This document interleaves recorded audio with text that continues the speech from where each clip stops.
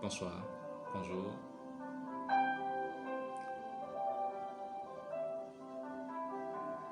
Je vous salue ce matin, cher bien-aimé, James Sebrifa Limbumba, c'est moi.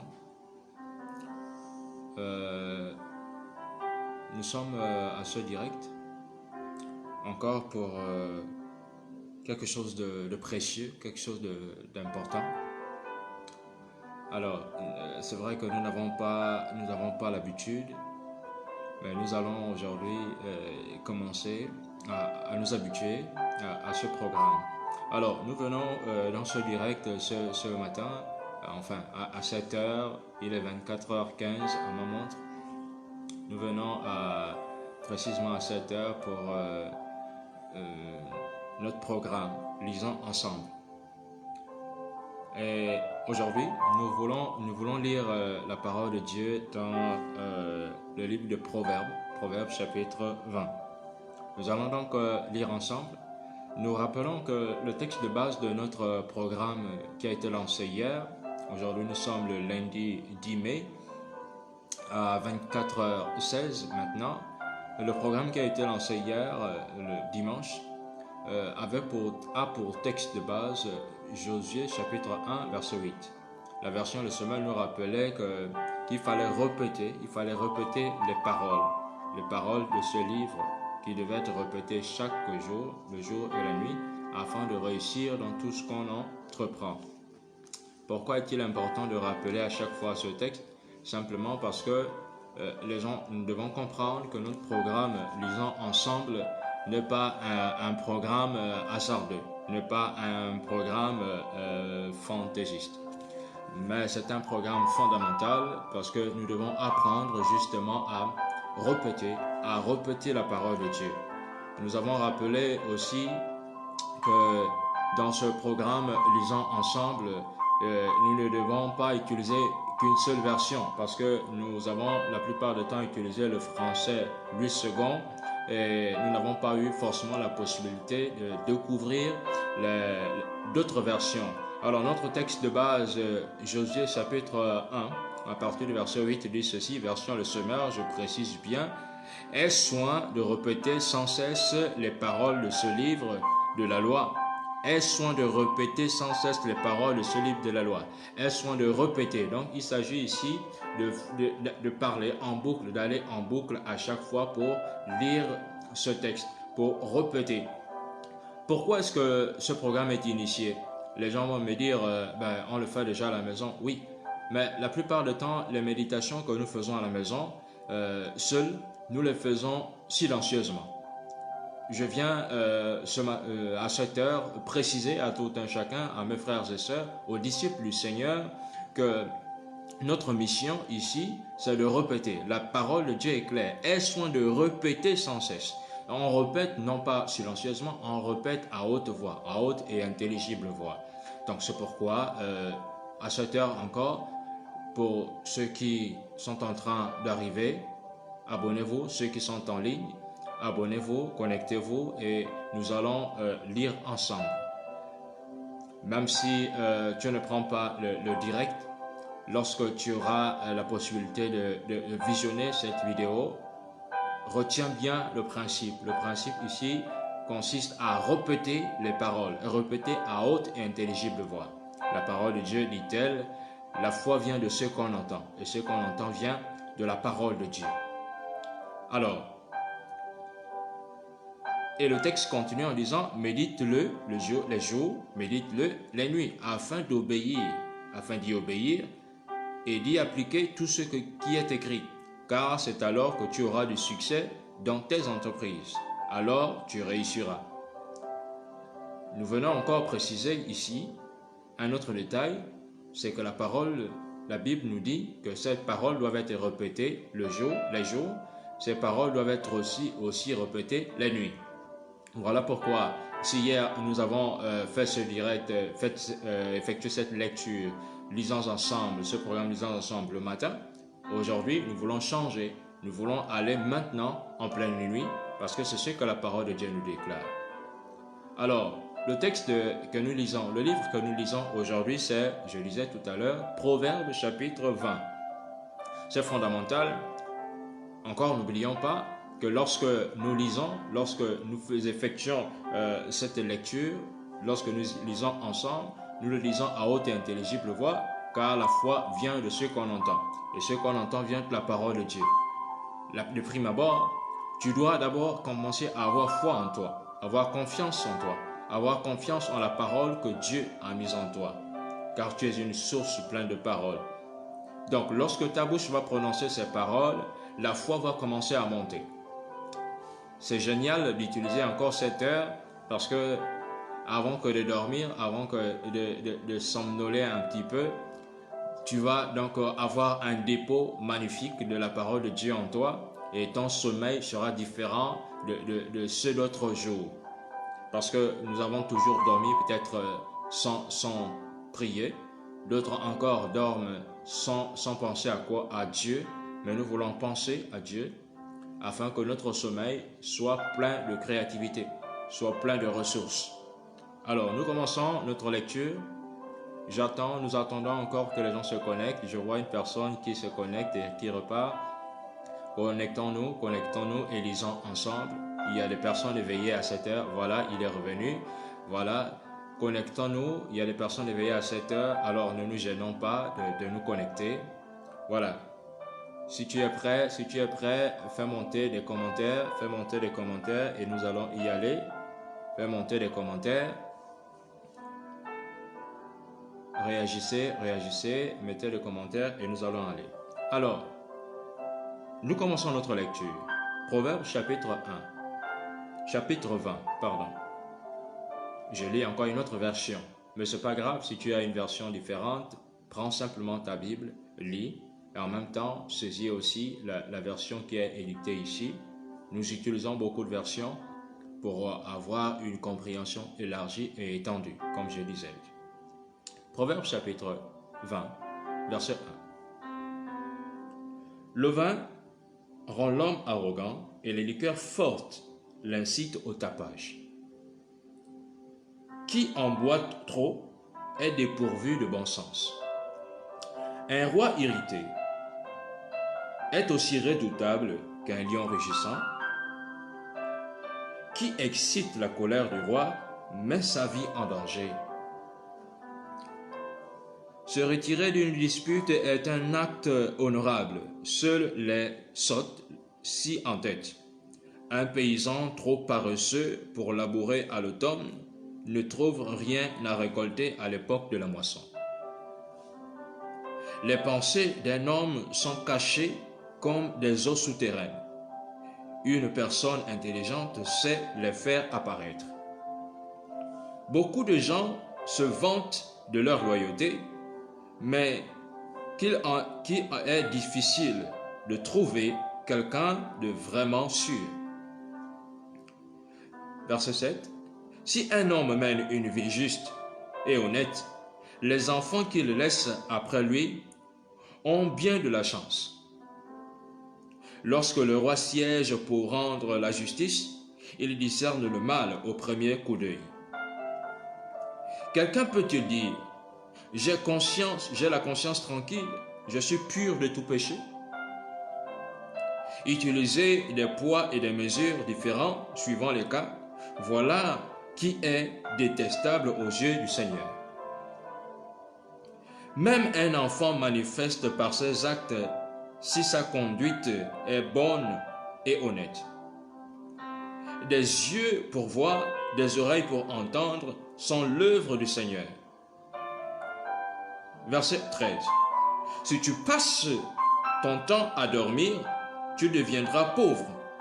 Lève-toi de bonne heure et tu mangeras à ta faim. Je répète, si tu passes ton temps à dormir, c'est important, si tu passes ton temps à dormir, tu deviendras pauvre.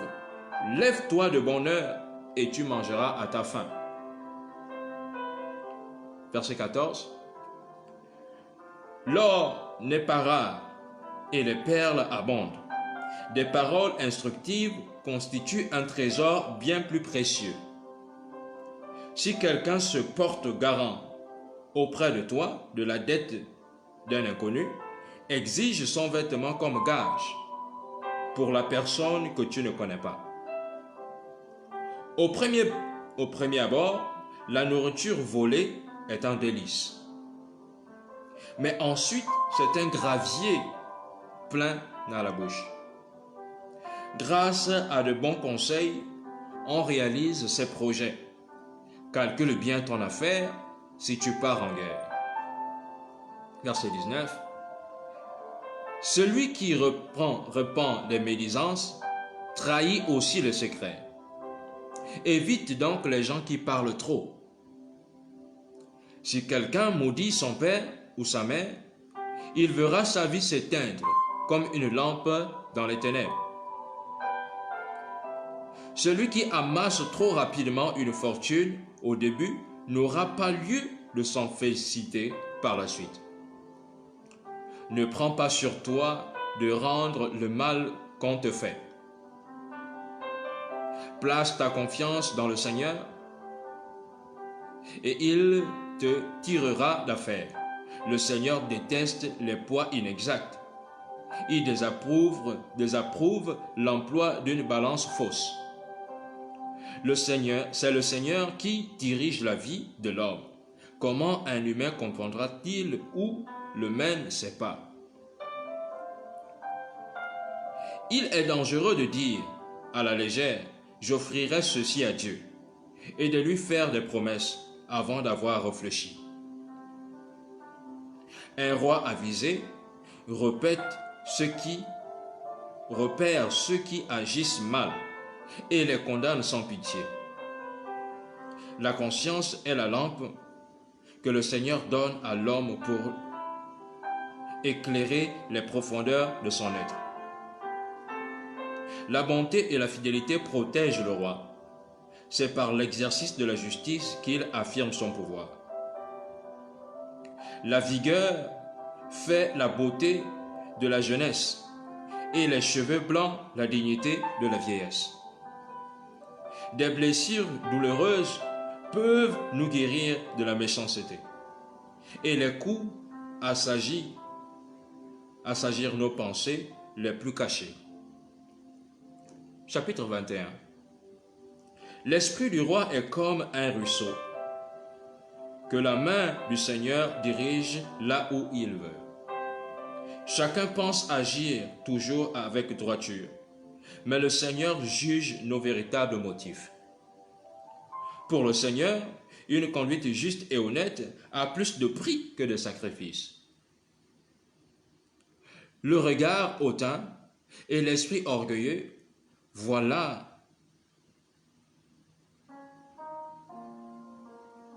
ce qui manifeste le péché des méchants. Celui qui s'applique à élaborer des plans connaîtra l'abondance. Je répète. Bienvenue James, coucou à toi. Nous lisons Proverbes chapitre 21 maintenant, verset 5. Celui qui s'applique à élaborer des plans connaîtra l'abondance. Celui qui agit précipitamment connaîtra la disette. Ceux qui acquièrent leur richesse par le mensonge sont des insensés qui courent à la mort. La violence des méchants les mène à leur perte, car ils refusent de se conduire honnêtement. Les criminels suivent des voies tortueuses, mais les honnêtes gens ont une conduite droite. Mieux vaut vivre au coin d'un toit que de partager sa maison avec une femme querelleuse. De tout son être, l'homme malveillant désire faire le mal et il n'épargne même pas son ami. La punition de l'homme arrogant est une leçon de sagesse pour le sot, tandis qu'un homme sensé acquiert de l'expérience par l'enseignement qu'il reçoit. Le juste suit de près ce qui se passe dans la maison des méchants, et il les précipite dans le malheur. Qui fait la sourde oreille au cri du malheureux n'obtiendra pas de réponse quand il appellera au secours. Pour calmer la colère et même la violente fureur de quelqu'un, rien de tel qu'un cadeau discret, qu'un présent offert sous le manteau.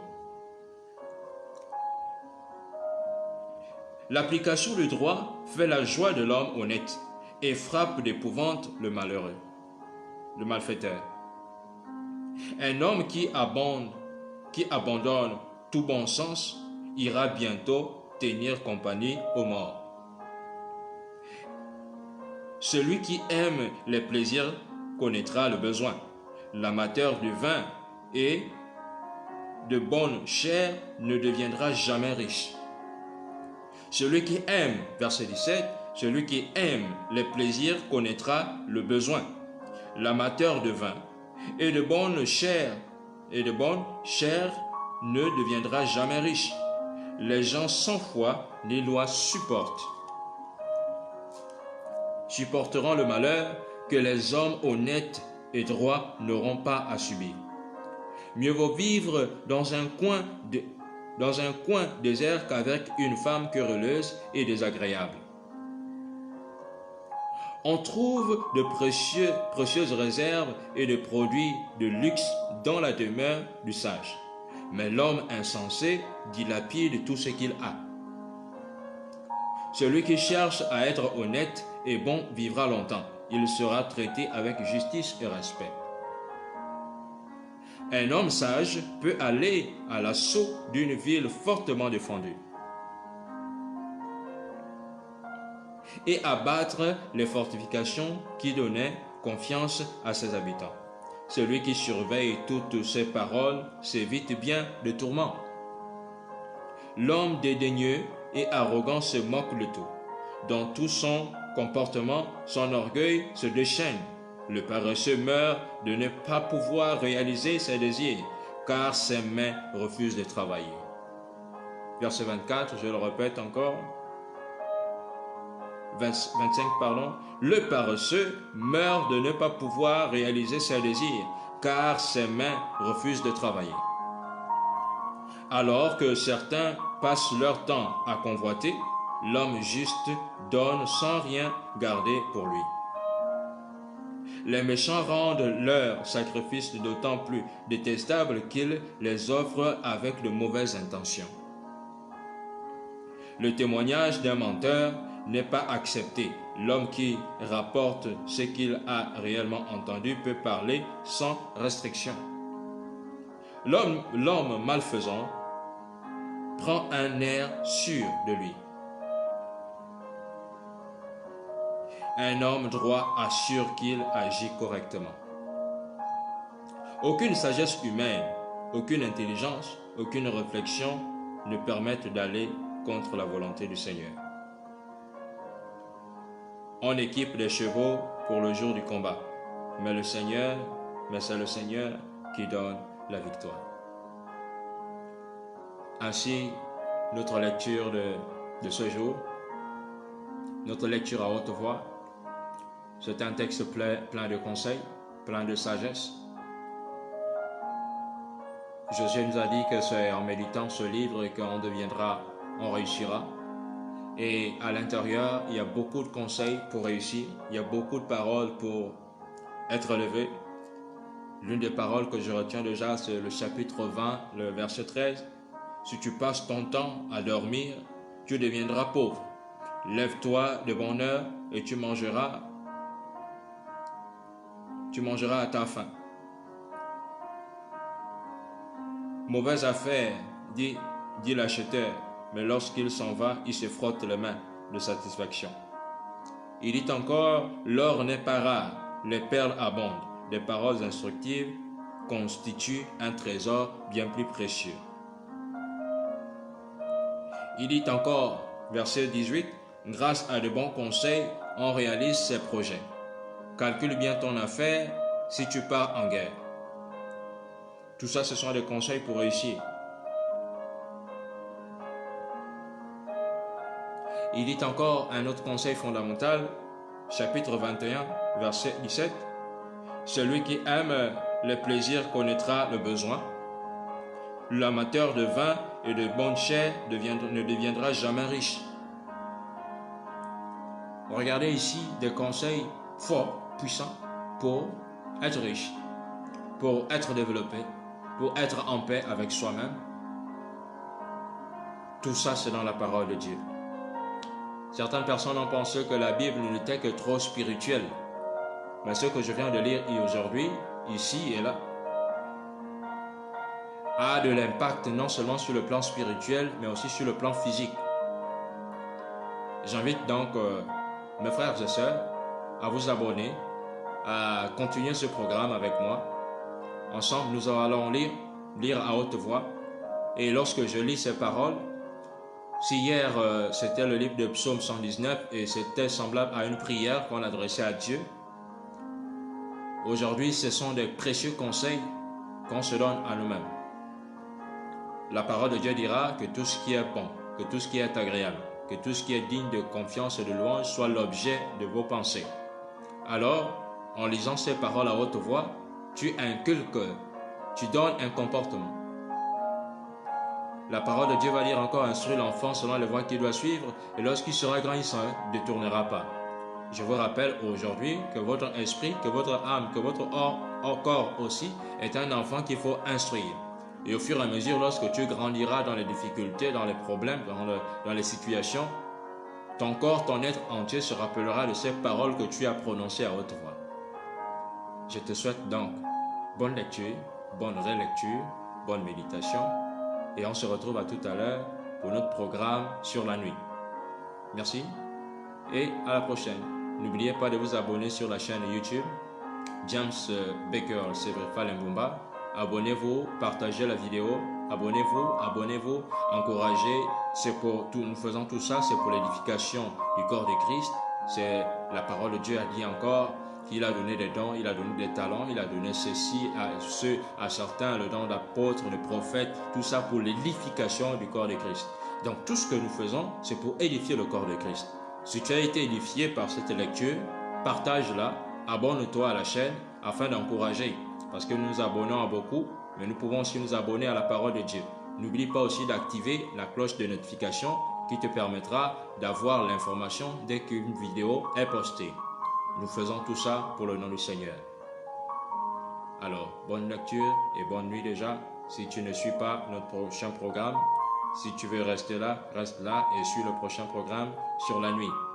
Nous venons ici d'achever, lisons ensemble. On se retrouve demain. Ciao, ciao. Bisous.